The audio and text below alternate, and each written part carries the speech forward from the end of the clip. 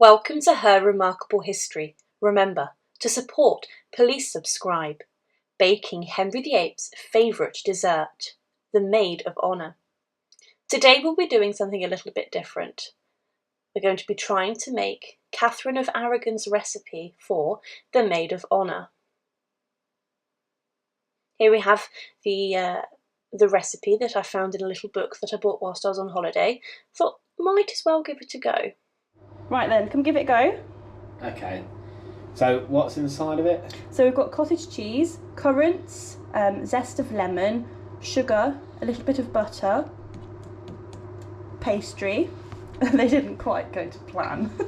Is this sort of like a Tudor cake then? So this is a recipe that was Catherine of Aragon's pastry chef's recipe, and Henry VIII actually really liked it. So what are they called? Maid of Honours. Why? Because, well, they were eaten by the ladies-in-waiting of Catherine of Aragon, and at the time Anne Boleyn was a lady-in-waiting to Catherine of Aragon, and Henry was trying to impress her. So come on then, so what's inside it? We've got Cottage cheese. We've got some pastry. Pastry, it didn't go to plan. Yeah, what else? Cottage cheese, What are these? currants, Yeah. zest of lemon. Go on, give it a go. What do you think, viewers? Admittedly, the pastry looks really good. Looks like a Yorkshire pudding upside down, like a dirty Yorkshire pudding. Yeah, it didn't go very well. Go on, give it a For our go. American viewers, the Yorkshire pudding I just referenced is a fluffy pancake. Go on, let's give it a go, shall we?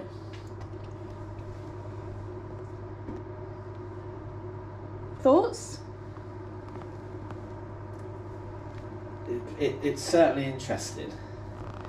So is this the reason why Henry VIII was so big?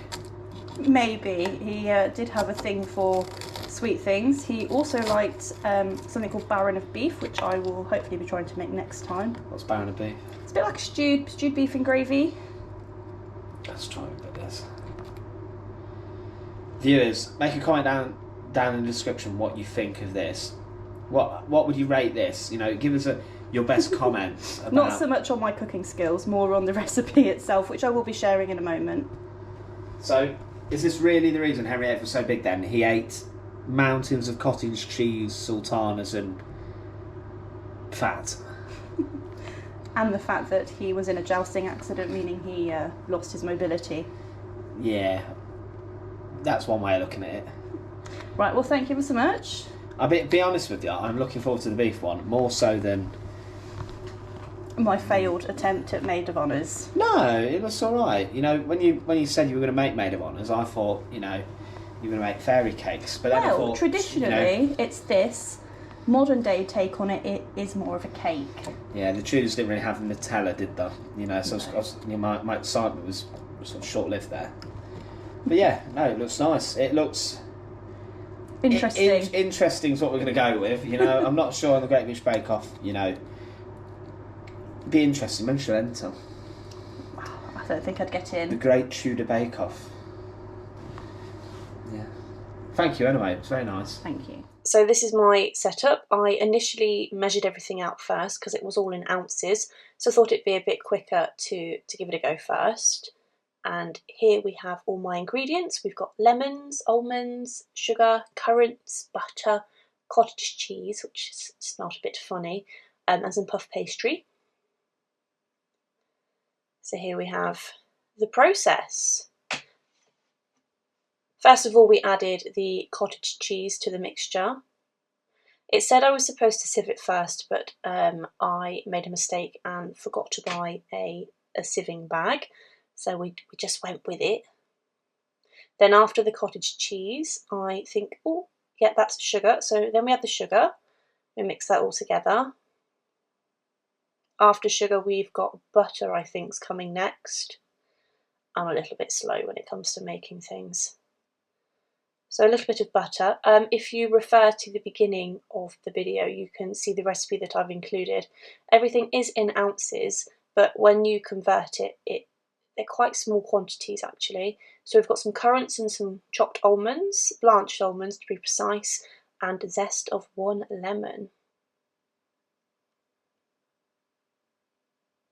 and then that is a mixed spice. There was 2 types of spice I had to buy, some nutmeg and then some mixed spice, but the nutmeg comes in a bit later. Then we have to mix it all up till it's like a consistent mixture, all mixed in together nicely. Then I cheated and bought myself some puff pastry that was pre-rolled. I left it out the fridge a little bit long. I suppose I didn't have fridges in the Tudor era, but it made it a little bit more difficult to cut the shapes. As you can see, I also didn't have a cookie cutter, so I had to use a glass that was the relevant shape. So here I am, I've just decided where to put them. The recipe said to make 16, but as you can see, the pastry was only enough for 12, but that's okay.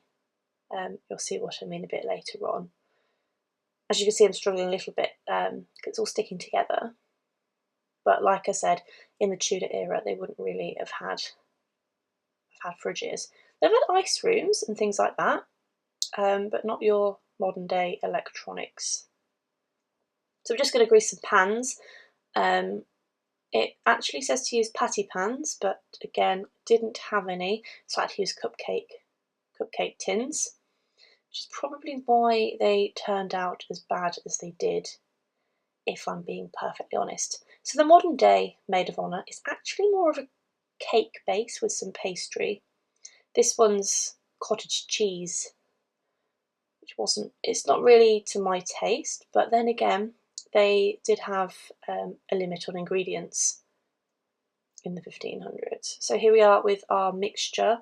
Doesn't look very appealing, but Catherine of Aragon and her ladies-in-waiting quite enjoyed these. I suppose they were a nice sweet treat for the time. Not like today when you can just go to the shop and buy a bar of Cadbury's Dairy Milk. Oh, my favourite's crunchy. What's your favourite? So, yes, we're just adding, it said on the recipe, add half fill them. So I've done what I thought was about half.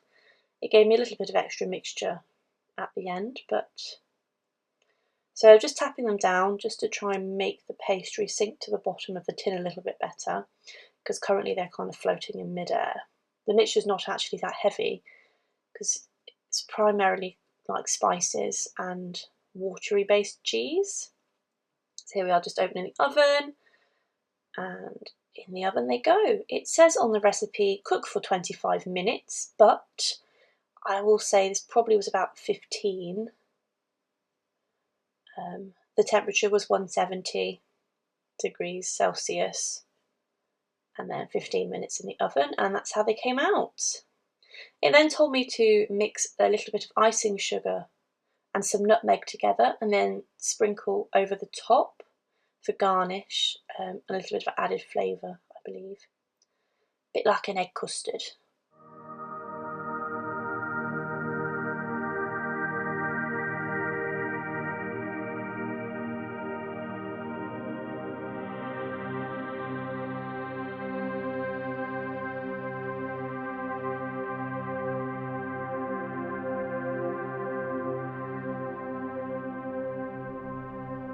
They didn't all go to pot. We've got 4 surviving out of 12, giving me a 1 in 3 success rate. They're a bit flimsy, but this one's better. Don't think I'll be making them again. Thank you for watching, and to support, please subscribe to Her Remarkable History. Thank you.